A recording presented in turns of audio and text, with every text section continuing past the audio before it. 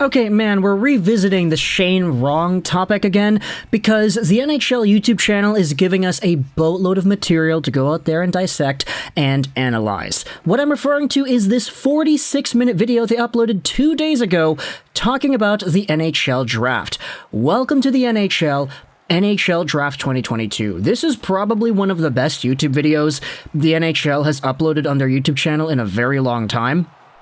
Because what this does is it takes all the footage that the NHL media people went out there and recorded of the prospects interviewing with their families and the combine and everything, and it combines it into what's like a 40-minute documentary, pretty much, of the draft and the prospects and the storylines leading into the event.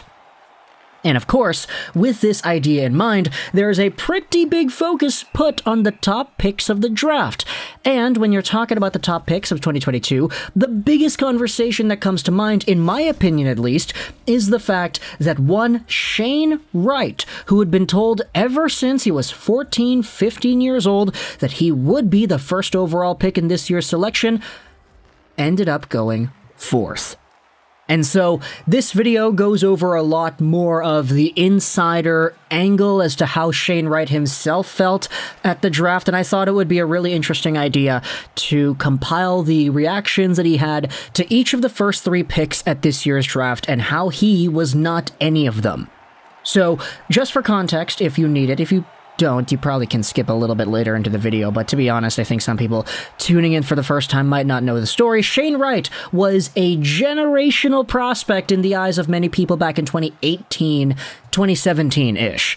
Back in this time frame, he was on the cusp of getting exceptional status into the OHL, which means that he would have been able to play major junior hockey in Canada a year before he normally would have been allowed to. In his 15-year-old season in the OHL, Shane Wright had 66 points in 58 games played, which was a better stat line than Connor McDavid had when McDavid was 15 years old in the same league. As you can probably expect, this boosted the stock of this kid tremendously to the moon and back, and that stock was further solidified when, at the U18s last year in 2020-2021, he was a triple point per game guy despite the fact that he was also an underage player at that tournament.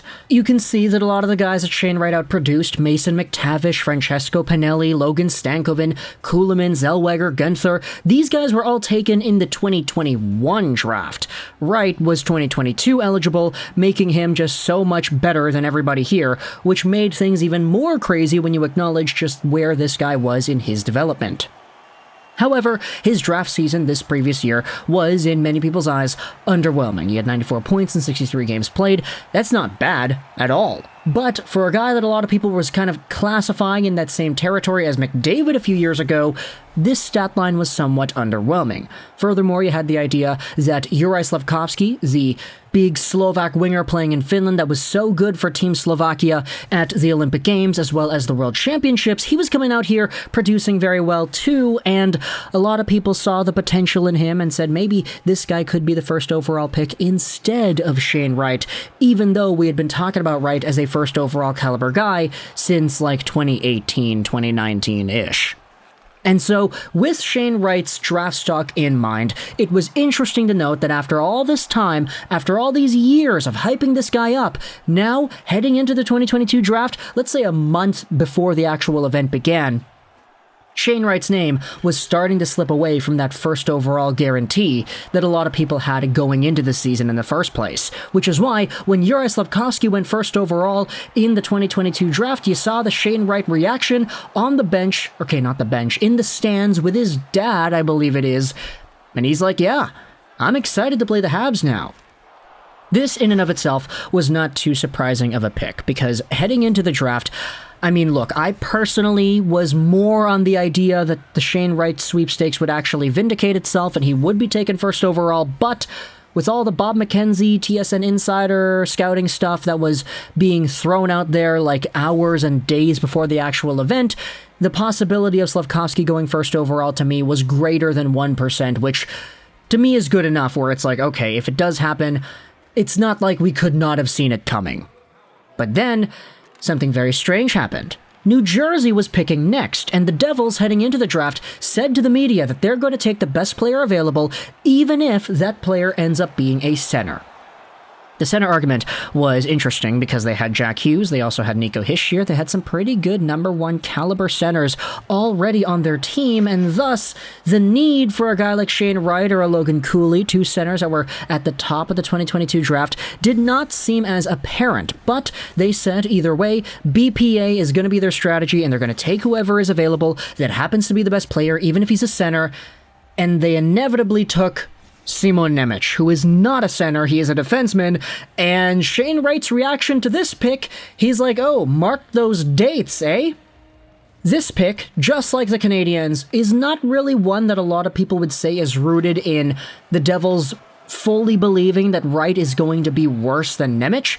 It appears to me more likely that they actually did just go with the position of need. If you did, in your eyes, think that Cooley and Wright and Nemec were all in the same tier, but at the end of the day, you acknowledge that, yeah, your team needs a lot of right-handed defense and you have a lot of centers. If you're already comfortable with the idea that these players are in the same tier, it makes a lot of sense to just go with the guy that fills a positional need because he checks more boxes in your eyes. If you're not really sacrificing talent, which is what I believe the New Jersey Devils are doing here, you can go with Nemec over Wright, and it would make sense. Which is why Wright himself is like, oh, just mark the dates, eh? And it's interesting because both of these 2 picks, Habs and Slafkovsky, Devils and Nemec, the reaction to Wright on the video seems to be, oh, wow, okay, rather than the one that actually takes place next when the Arizona Coyotes took the first center off the board, and it happened to not be Wright himself, too.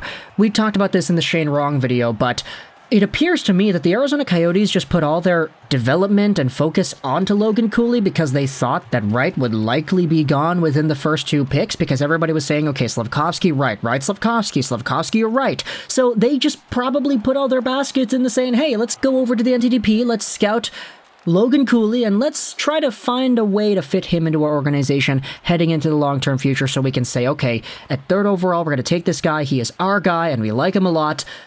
But when Shane Wright was available too, it might have just thrown a curveball in there. They might have been like, crap, Shane Wright's available now too? Okay, he's a good player, but we invested all our time and scouting services into Cooley, so we're really comfortable with the guy that we scouted. Why not just take him? And Shane Wright's reaction on the video to being not taken by Arizona, you can see before the Arizona pick was made, he's like, yeah, Arizona Coyotes. I'm happy with that team. And you could see the confident smile on his face as he turns over to the draft stage and continues clapping. He's like, yeah, I'm going to be the guy. I'm going to be the #1 face of the franchise. And then they take Cooley instead. And you see Shane Wright's immediate reaction after the pick is made. He looks at the man sitting beside him. Again, I can't tell if it's his dad or if it's his agent or whatever, but he's like, that hurts. And he looks away, he's kind of looking down at the ground, and you can see that his smile has faded away. That hurts. It does. There's even a backstage footage of Juraj Slafkovsky still walking around in the 1st overall Canadiens jersey, looking at a TV that's on in the background, and he's like, is that Logan Cooley? He went 3rd? And afterwards, a little later in the video, you can see Shane Wright still sitting in the stands, and the man beside him is like, it's not when you go, it's what you do. He's trying to comfort Shane, because of course, Shane is not like, dude, this guy was supposed to be 1st overall. He'd been told for the past 3-4 years that he'd be 1st overall. He's only 18 years old, so he's a kid. And now, with this 3rd overall pick, it's not like Montreal and New Jersey, where they just took the guy positionally that they needed over Wright, or they took the guy that a lot of people were already expecting to go over Wright. With Arizona at 3rd overall, them selecting Cooley over Wright pretty much says, hey, we just think he's going to be better than you.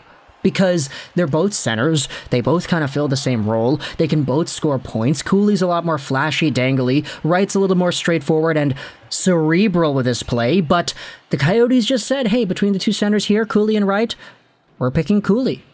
And Shane eventually gets some advice. It's like, yeah, no, it was never about where you're going to go. And then he's like, yeah, that's right. And eventually he does say, when the Seattle Kraken go up on the board, that, yeah, he's got a little bit more motivation now. He gets selected, and then it's like, yeah, it's not about when or where you go, it's what you do. So, one more time, that point is hit down in the video, and Shane Wright eventually gets taken by Seattle after a pretty like, entertaining video, honestly. It's a really good watch. Go ahead and check out the NHL's YouTube page for this video. It's 40 minutes long, and I just wanted to give some thoughts out there as to the ideas that are being presented within it, because obviously Shane Wright getting taken 4th is something that a week before the draft a lot of people would have called you crazy for, but at the end of the day, it is what happens. So talk to me in the comments all your thoughts. I hope you enjoyed this Juraj Rolls 99, and bye.